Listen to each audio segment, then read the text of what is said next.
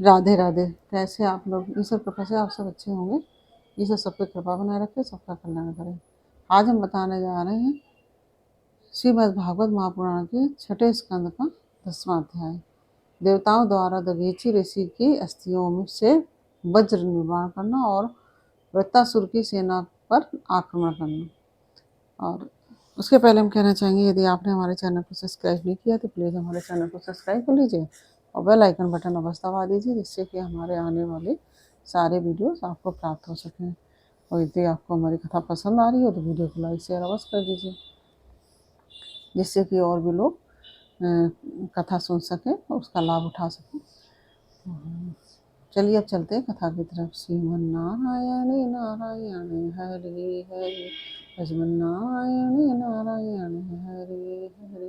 तेरी लीला सबसे प्यारी प्यारी हरे हरे, तेरी लीला सबसे न्यारी न्यारी हरे हरे। श्रीमन्नारायण नारायण हरे हरे, नारायण नारायण हरे हरे। राधे राधे। बोलो कृष्ण कन्हैया लाल की जय। श्री सुखदेव जी कहते हैं, परीक्षित, विश्व के जीवन दाता श्री हरि इंद्र को इस प्रकार आदेश देकर देवताओं के सामने वही अंतर ध्यान हो गए। अब देवताओं ने उदार शिरोमणि अथर्ववेदी दधीचि ऋषि के पास जाकर भगवान की आज्ञा अनुसार याचना की। देवताओं की याचना सुनकर दधीचि ऋषि को बड़ा आनंद हुआ। उन्होंने हंसकर देवताओं से कहा, देवताओं, आप लोगों को संभवतः यह बात नहीं मालूम है कि मरते समय प्राणियों को बड़ा कष्ट होता है। जब तक चेत रहता है बड़ी असह्य पीड़ा सहनी पड़ती है और अंत में वह मूर्छित हो जाते हैं। जो जीव जगत में जीवित रहना चाहते हैं उनके लिए शरीर बहुत ही अमोल, प्रियतम एवं अभिष्ट वस्तु है।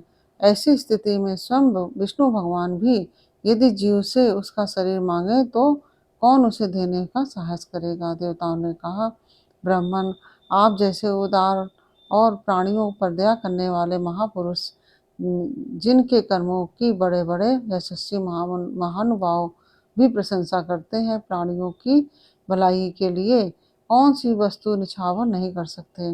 भगवान, आप इसमें संदेह नहीं है कि मांगने वाले लोग स्वार्थी होते हैं।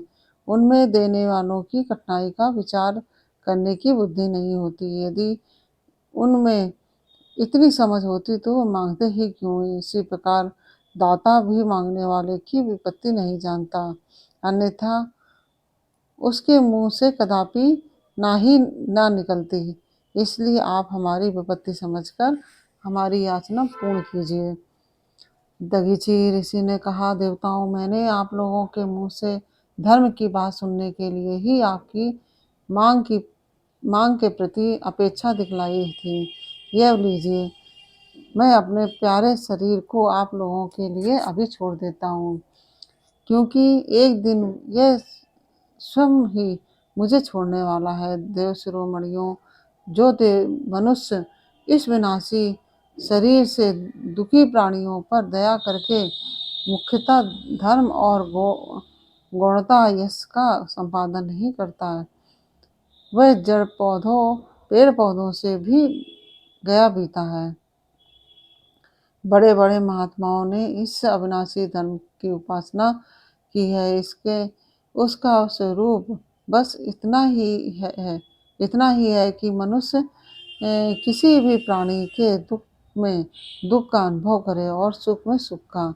जगत के धन जन और शरीर आदि पदार्थ क्षण भंगुर हैं, ये अपने किसी काम के नहीं आते, अंत में दूसरों के ही काम आएंगे। ओह, ये कैसी कृपणता है! कितने दुख की बात है कि यह मरण धर्मा मनुष्य इनके द्वारा दूसरों का उपकार नहीं कर लेता। श्री सुखदेव जी कहते हैं, परीक्षित, अथर्ववेदी महर्षि दधीचि ने ऐसा निश्चय करके अपने को परब्रह्म परमात्मा श्री भगवान में लीन करके अपना स्थूल शरीर त्याग दिया। उनके इंद्रिय, मन, प्राण और बुद्धि संयत थे। दृष्टि तत्वमयी थी, उनके सारे बंधन कट चुके थे। अतः जब वे भगवान से अत्यंत युक्त होकर स्थित हो गए, तब उन्हें इस बात का पता ही न चला कि मेरा शरीर छूट गया है। भगवान की शक्ति पाकर इंद्र का बल पौरुष उन्नति की सीमा पार पर पहुंच गया।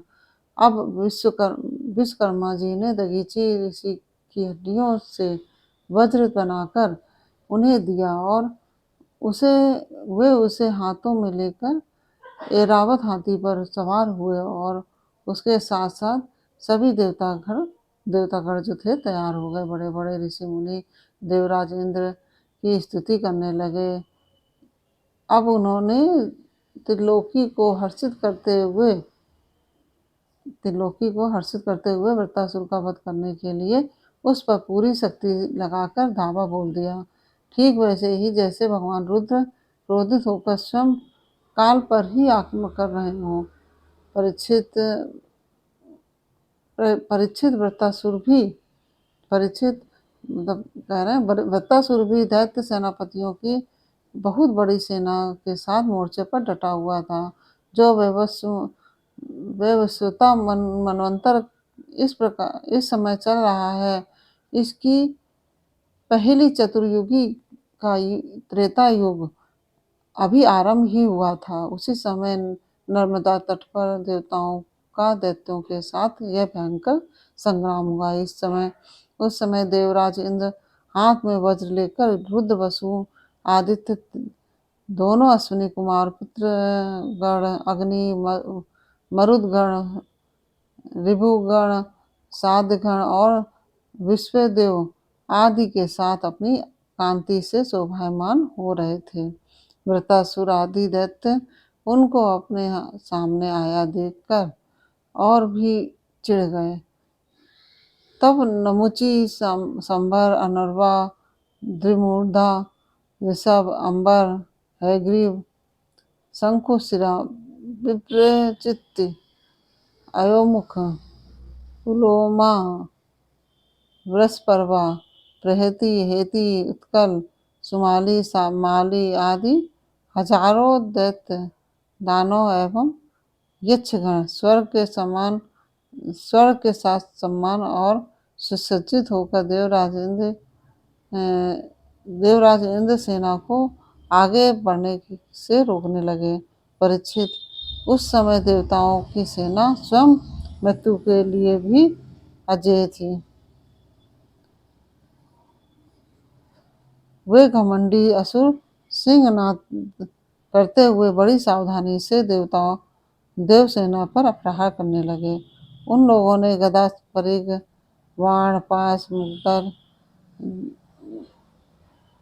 तोमर शूल फर्श तलवार शतधनी तोप भुसुंडी आदि अस्त्र शस्त्रों की बौछार से देवताओं को सब ओर से ढक दिया। एक पर एक इतने बाढ़ चारों ओर से आ रहे थे कि उनसे ढक जाने के कारण देवता दिखाई ही नहीं पड़ रहे थे। जैसे बादलों से ढके जाने पर आकाश के तारे नहीं दिखाई देते। परीक्षित वे शस्त्रों और अस्त्रों की वर्षा देव सैनिकों को छू तक न सकी। उन्होंने अपने हस्तलाघव से आकाश में ही उनके हजार हजार टुकड़े कर दिए। अब असुर के अस्त्र समाप्त हो गए। तब वे देवताओं की सेना पर पर्वतों के शिखर वृक्ष और पत्थर आदि बरसाने लगे, परंतु देवताओं ने उन्हें पहले की ही भांति काट गिराया। परीक्षित जब वृत्तासुर के अनुयायी असुरों ने देखा कि उनके असंख्य अस्त्र शस्त्र भी देव सेना का कुछ न बिगाड़ सके, यहाँ तक कि वृक्षों चट्टानों और पहाड़ों के बड़े बड़े शिखरों से भी उनके शरीर पर खरोंच तक नहीं आई, सब के सब कुशल हैं। तब तो वे बहुत डर गए। दैत्य लोग देवताओं को पराजित करने के लिए जो जो प्रयत्न करते हुए सब के सब निष्फल हो जाते। ठीक वैसे ही जैसे भगवान श्री कृष्ण द्वारा सुरक्षित भक्तों पर क्षुद्र मनुष्यों के कठोर और अमंगल दुर्वचनों का कोई प्रभाव नहीं पड़ता। भगवत मुख असुर अपना व्रत देखकर उत्साह रहित हो गए। उनका वीरता का घमंड जाता रहा। अब वे अपने सरदार वृत्तासुर को युद्ध भूमि में ही छोड़कर भाग खड़े हुए, क्योंकि देवताओं ने उनका सारा बल पौरुष छीन लिया था। जब धीर वीर वृत्तासुर ने देखा कि मेरे अनुयायी असुर भाग रहे हैं तो और अत्यंत भयभीत होकर मेरी सेना भी तहस नहस और तितर बितर हो रही है, तो वह हंसकर कहने लगा। वीर शिरोमणि वृत्तासुर ने समयानुसार वीरोचित वाणी से विप्रचित्ति, निमुची, पुलोमा, मैं, अनर्वा, संबर आदि दैत्यों को संबोधित करके कहा, असुरों भागो मत, मेरी एक बात सुन लो। इसमें संदेह नहीं है कि जो पैदा हुआ है वह एक न एक दिन अवश्य मरना पड़ेगा, उसे एक न एक दिन अवश्य मरना पड़ेगा। इस जगत में विधाता ने मृत्यु से बचने का कोई उपाय नहीं बताया है। इसलिए ऐसी स्थिति में यदि मृत्यु के द्वारा स्वर्ग आदि लोक और सुवस भी मिल रहा हो, तो ऐसा कौन बुद्धिमान है जो उस उत्तम मृत्यु को ना अपनाएगा। संसार में दो प्रकार की मृत्यु परम दुर्लभ और श्रेष्ठ मानी गई है। एक तो योगी पुरुष का अपने प्राणों को वश में करके ब्रह्म चिंतन के द्वारा शरीर का परित्याग, और दूसरा युद्ध भूमि में सेना के आगे होकर बिना पीठ दिखाए जूझ मरना। तुम लोग भला ऐसा शुभ अवसर क्यों खो रहे हो। इस प्रकार यह 10वां अध्याय पूर्ण हुआ।